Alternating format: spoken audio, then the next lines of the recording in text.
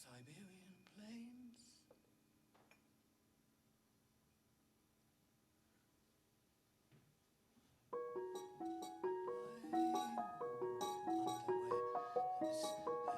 A day when we would kind of follow our hearts, and there would be all kinds of gifts, and that would float.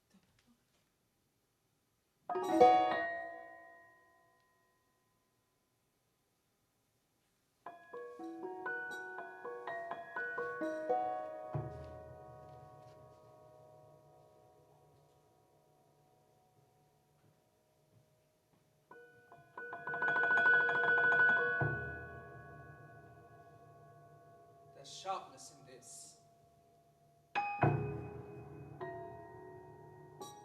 There's wonder. Glee. Glee.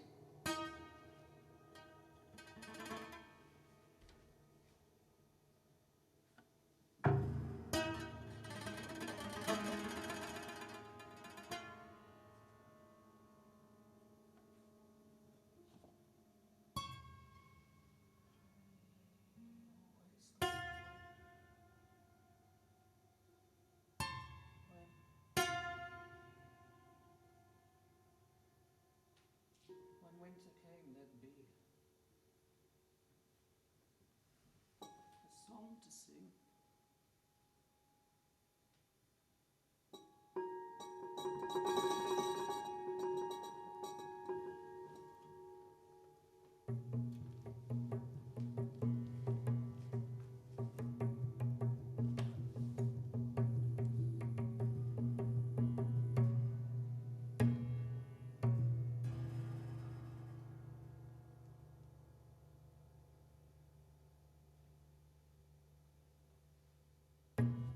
She called out my name and told me to come back another time, another finer time,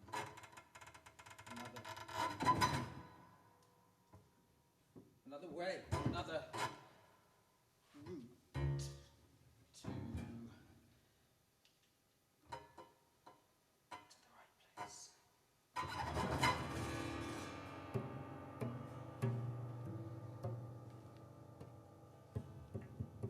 I want to say to you that there are years together yet.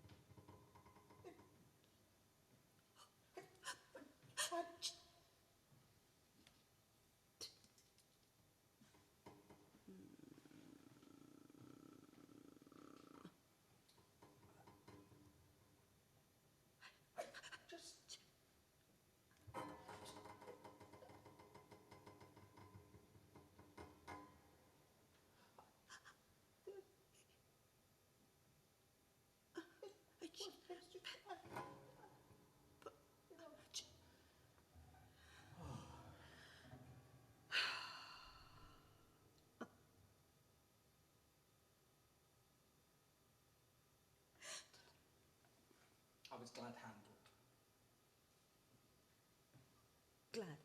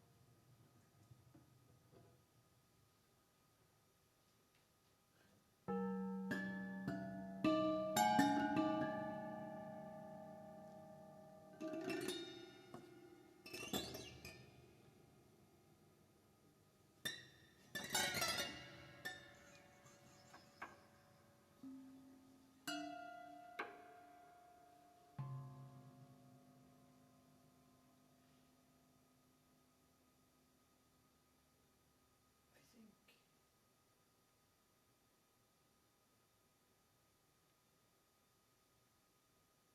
there's a story here.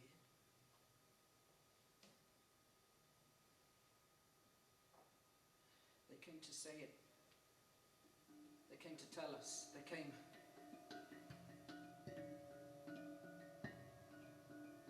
to point to the situation, to underpin this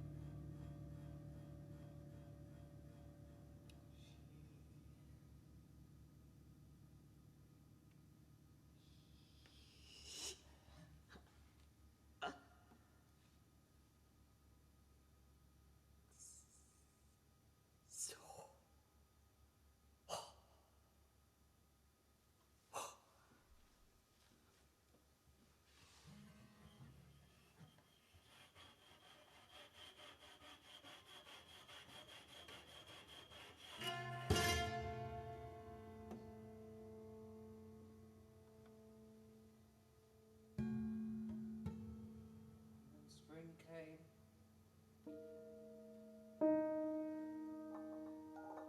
They gifted each other in a big ceremony that never finished. It went on and on. On and on and on and on. I was overwhelmed. I was...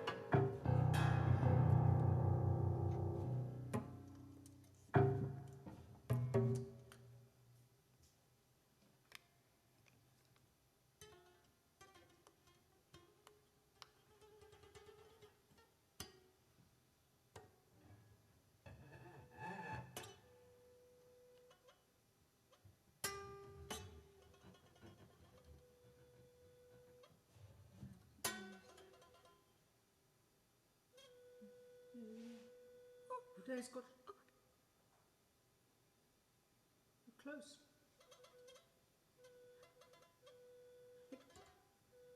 Closed. All finished. They got shorter. It started and then it stopped. And in the middle, it stayed in the middle. Everything stopped. Nothing moved.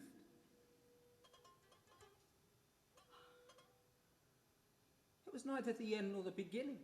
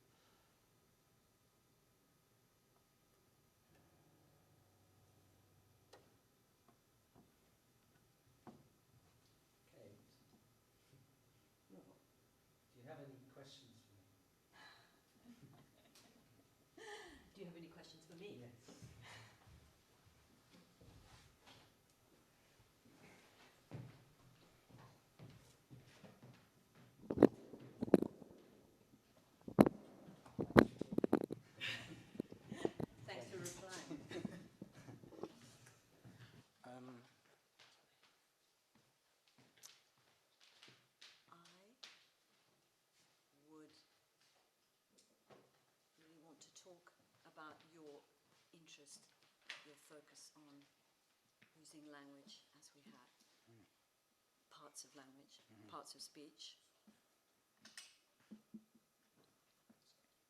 Sorry. Yeah.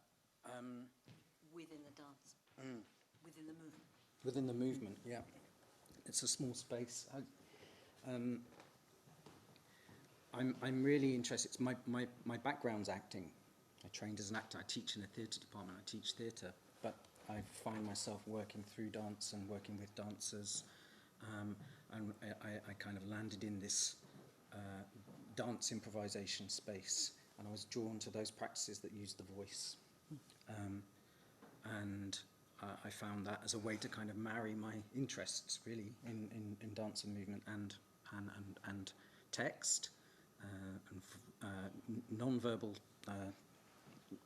text, if you like. And one thing I've been drawn to is the relationship between technique of speaking and verbalizing and vocalizing, voicing, which is kind of steeped in our ability to communicate, right? That's what, and we're well used to moving and speaking at the same time, moving and voicing at the same time. They're married. You can't do one without the other.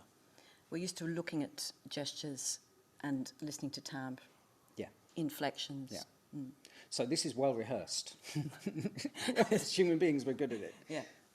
So how can a body that's moving more in a more dynamic, locomotive way? Not that I can claim to be doing that particularly here, but you know, how does that off center, off balance, then upset or disturb some of the patterns and habits that we have of moving and speaking or moving and voicing? And it struck me that I don't want to undo or unlearn, but I want to reincorporate and disturb, upset, reconfigure or rewire some of those neurophysical patterns, really.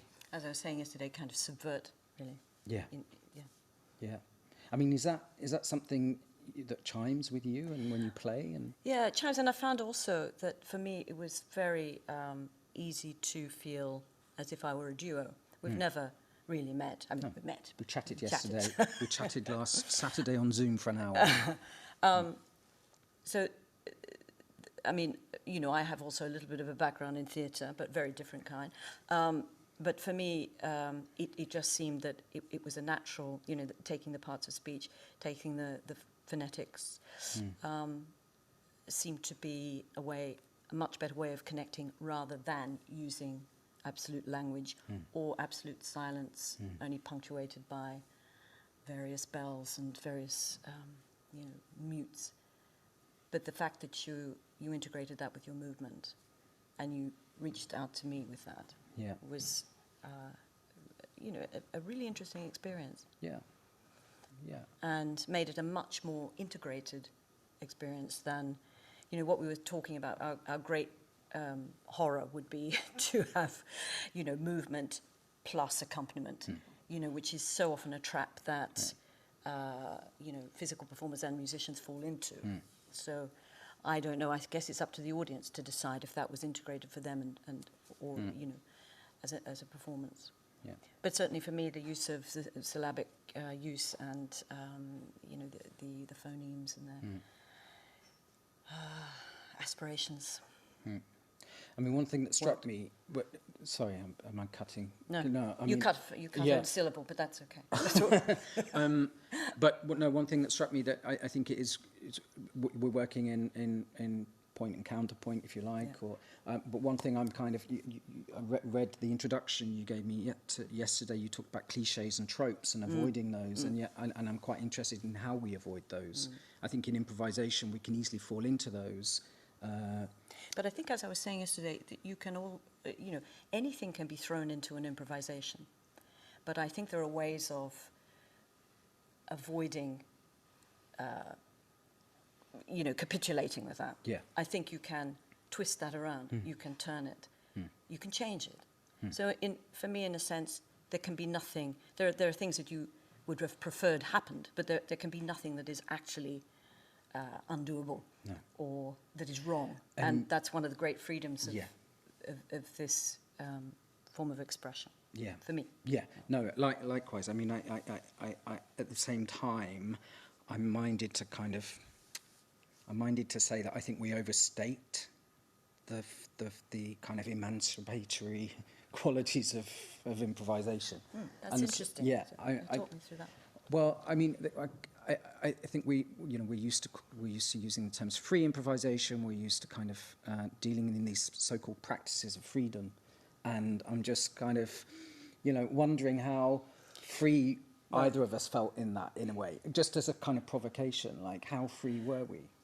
I think there's a problem, Yeah. as you say, with the word free in any context. I mean, politically it's a problem as well. What Yeah. does it mean? It's an overused term.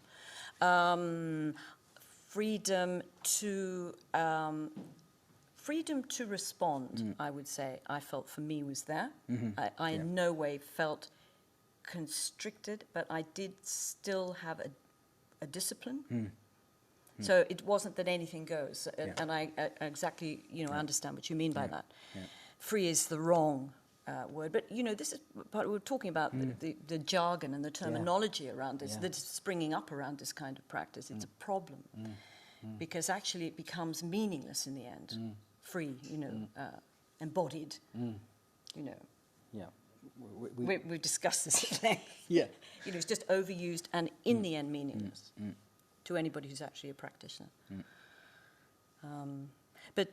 So freedom with liberation, I would say, but with self-discipline. How much are you editing out in the instant?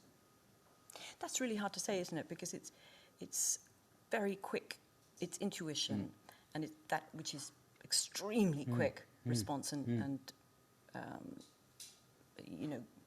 if you want another overused term, gut response. Yeah. I am editing all the time, but not consciously thinking, oh, he's going there, I'd better go there. For me, the movement was completely intuitive and responding. I think I said yesterday, I really like working with somebody, moving with somebody, playing with somebody. So I can respond to their silences, to their vocalizations. And so for me, at no stage in that did I feel inhibited. Immediately you started to work, to vocalize, to play. I felt a sense of freedom with you, of liberation with you. Let's avoid the free word. Yeah. No, I mean, I think that's interesting. And for you? Yeah, no, absolutely. I mean, it's worth saying, and it's worth caveating this with, like many of us, I don't know about you, but I haven't been in the studio practicing for a good while. And this idea that improvisation is something you just rock up and do and kind of, draw on your years' experience. Well, of course, that's true, but also, it is a disciplined practice, isn't it? I mean, it might be different for you with the piano, maybe. You've maybe been able to maintain that practice, I don't know. But for me, I just feel a bit cold, to be honest, So, but one thing that I found in that, and people can be their own judge, but for me, I was very happy. I'm very happy just playing with you and connecting with you, falling into traps and out of traps, and falling into association and out of association, being embodied and disembodied somehow, and this is a kind of bugbear of mine that we overuse. Just as we overuse freedom, we overuse this term embodied. Embodiment. And I think Ben is looking at us for time. No, good, okay, just checking. 11:18. We've got a bit of time, which is nice.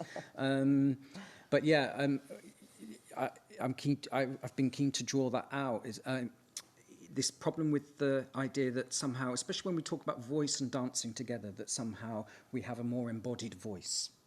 This is kind of comes to me a lot. I hear it a lot, and I hear it around, and we use this term. And you reject that, don't you? Yeah.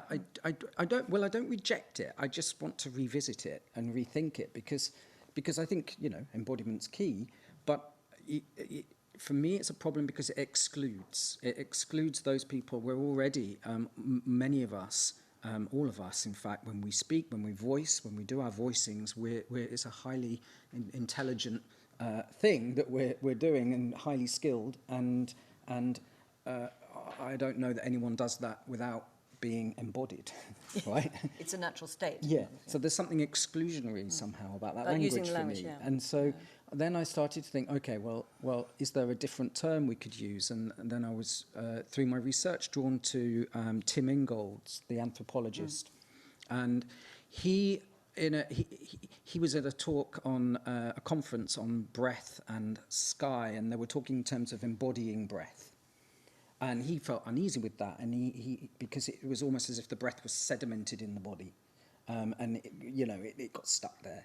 And he, to give credit to the kind of way that we're caught in the fluxes and flows of the environment, just took on this term "enwinded," that we somehow, breath and wind are sort of, there's no line, they're indissoluble, and to that same extent we're immersed in sound. So I started to kind of deploy his term ensoundedness. So the ensounded dancer is something I'm interested in here, not just voicing as a kind of ensoundedness rather than an embodied practice. I understand that. I think, though, just to throw in, that the problem with language in itself is that we substitute one term for another, which then becomes overused and then excludes other people, excludes people from understanding and practitioners. This is the only trouble with using an interesting compound word like, Ensoundedness. It goes on. I wanted to just ask you, because you told me a couple of days ago, what is the prepared piano? I was so delighted to hear that, because I was concerned that absolutely everybody knew it. And so presumably you had not only not heard it, but you'd never worked with it. I've never worked with it, for sure. And have you ever worked, I mean, if your training was dance, you must have worked with a conventional piano or conventional. No, my training wasn't dance, though. I never trained in dance. Okay. I trained it's as acting, Bewegungsteatr. But in terms of, I think unprepared piano was perhaps a term I heard when I've been reading Cage or whoever, but I didn't log it. I just filter out what I don't need, and I didn't need it. You did. So, but how did that? Because the sounds are so otherworldly and so different. How did that affect as consciously what you would have? Oh, I think it activated my imagination. I felt so too. Yeah, no, I think it did. And I think, there was a double thing for me going on. There was a sort of imaginal world, somehow, that I was accessing images, and I was seeing, I was feeling scenarios and textures, but there was also something very concrete and in the materiality of the piano and the objects and the fact that I sort of felt an invitation to be able to play. That was totally unprepared, and I didn't know I had permission to do that. All of that was unprepared. Everything was unprepared, apart from the piano. We had we thought we'd start and we thought we'd finish. That's right. And it's interesting how these things come to a natural end as well, I feel. I don't know how long it was. No, but my inner clock has kind of 15-20. 15-20, We'll find out later. Okay. I'm just thinking of time. How much time have we got left then? Keep talking. Okay. There are technical things to set up. We're voicing and dancing and voicing. I mean, okay. I guess I would say, would you work with this kind of instrument again? I'd love to. Oh, great. I'd love to. I really enjoyed myself. It was really good fun. And the space here, I'm used to a confined space. I mean, particularly as we have two instruments there. But for someone who moves, even though some of your movement in a way is quite still movement, quite static, how did that... I mean, again, you had to react very intuitively, didn't you, to this? Yeah, I mean, you look at the space and you can't disavow the fact that there are other objects Yeah. and there are other structures and they have their geometry and they have their choreography in a way, right? Exactly. And we have to embrace this. Yeah. Just as, I mean, we were saying yesterday we need to be kind of synesthetic, as you know, multi-sensory, seeing everything Yeah. in different senses and using all senses. Yeah, I mean, certainly, one of my things is with voicing dance, we hear dance all the time, you know, if it's not in the studio, in the practice studio, we certainly hear dance, even if it's voiceless. We hear breath, we hear the steps, we hear the thud of the, you know. Blocks on the... But my suggestion is that, you know, when voice comes into dance, when text comes into dance, when it's improvised, when poetic text comes into dance, we're asking both the audience and the dancers to hear in a different way, to lend their ears differently. Yes. And it's a kind of, you know, elevating of the, or differentiation, let's say, maybe not elevating, but a differentiation in the kind of aural perspective, the perception. Yeah. You know, and so that makes demands on a dancer, right? Yes. And the other thing is demands we're that not trained. No one, Yeah. dancers are rarely trained to use their voice, and yet it's I would so say almost ubiquitous. never. Yeah. I don't know. But conversely, we were talking about musicians. Many of us are just not trained to use our bodies. And I was you saying were using to you... your voice. Yes. Well, I do use How my was voice. that? Fantastic. I think that very liberating again. I think the key is not to overuse that. It can be very intrusive, I think. Has to be the right place within the silences. I mean, I think this is there were a lot of gaps between the sounds. This kind of active silences. Yeah. I think we, in a way, all this is about challenging an audience's perceptions too, and the musician's perceptions, because no matter how much you discuss something or, you know, prepare something, it's the unexpected that is the interesting space for us. Yeah. And, you know, we can never totally enclose that. I mean, I'm interested. I mean, for you, did it have a shape? Shape? Definitely had a shape, and wasn't always about following again, because it's also sometimes about leading, you know, moving forward something, taking something, maybe stopping something. I think we both did that. And were there times where you felt less lost than other times, or something landed, or it felt I never groove, felt lost. Or, no. I hope it didn't sound. Yeah. No. I mean, so it's slightly provocative language, felt, actually. But Yeah, there was, but that was really exciting, actually, when you began to use your voice in a way even more exciting than because you took it a while before you began to move, which was rather beautiful. But it's being, I think. The last thing I would say about this is that it's the confidence to leave silent spaces, which I feel a lot of perhaps some improvisers, some musicians don't have. There's always a sense that you have to fill the space. Yeah. And that takes some kind of confidence there, I think. Some kind of listening. There are fine lines, right, between that deliberacy of silence and that power, the materiality of silence, and the silence really being heard and understood. Silence echoing. And exactly. Which is beautiful, and not. I think we're winding up. I think we are. This is the thanks gesture for winding up. Thanks for this invitation, and thank you to Ben for inviting us to kind of collaborate and have a conversation, and for it to continue in this form. Thank you. Thank you. Yeah.